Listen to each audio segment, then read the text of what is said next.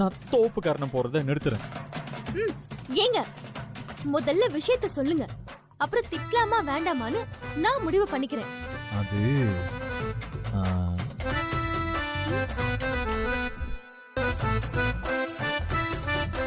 அது ஒண்ணும் இல்ல.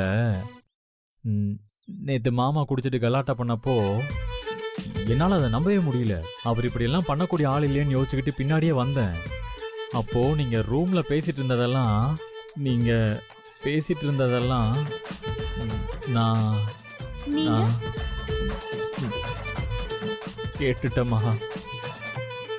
அட பாவி, உங்ககிட்ட எதையும் மறைக்க கூடாதுன்னு நினைச்சு ஐயோ மறைச்சிட்டோமேங்கிற குற்ற உணர்ச்சியில நான் செத்து பழிச்சிட்டு இருந்தா எல்லாத்தையும் தெரிஞ்சுக்கிட்டு தான் எதுவும் தெரியாத மாதிரி மெயின்டைன் பண்றீங்களா?